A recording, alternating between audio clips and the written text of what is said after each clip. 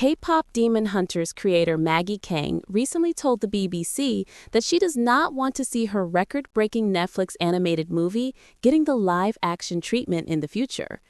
There's so many elements of the tone and the comedy that are so suited for animation, Kang told the news outlet. It's really hard to imagine these characters in a live-action world. It would feel too grounded, so totally, it wouldn't work for me. Since premiering in late June, K-pop Demon Hunters has turned into a cultural phenomenon as Netflix's most-watched movie in history. The film's soundtrack topped the Billboard charts and made history as the first soundtrack album to have 4 songs in the top 10 on the Billboard Hot 100. Lead single Golden has spent 8 weeks and counting at number 1. A sing-along version of the movie was released in theaters in late August and grossed $18 million in one weekend. Kang created the story for K-pop Demon Hunters and both co-wrote and co-directed the movie. The film centers on a hugely popular K-pop girl group named Huntrix, the 3 members of which are also secret demon warriors.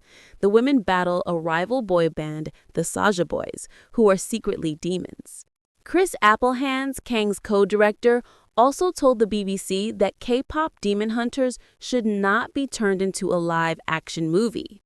One of the great things about animation is that you make these composites of impossibly great attributes.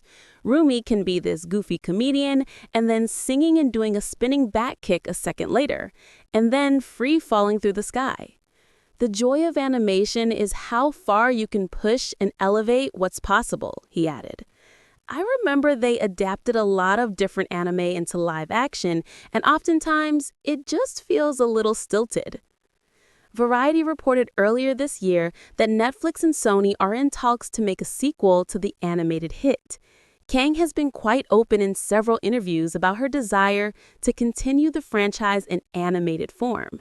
In an interview with Variety, she floated hopes for a sequel, particularly in going beyond Huntrix's lead vocalist Rumi to expand on the histories of her fellow group members Zoe and Mira.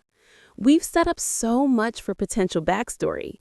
Obviously, there's a lot of questions that are left unanswered and areas that are not explored, and we had to do that because there's only so much movie you could tell in 85 minutes. This was Rumi's story, and we have backstories for Zoe and Mira, ones that we actually put in the movie, but it just kind of rejected it. It just wasn't the movie for those stories.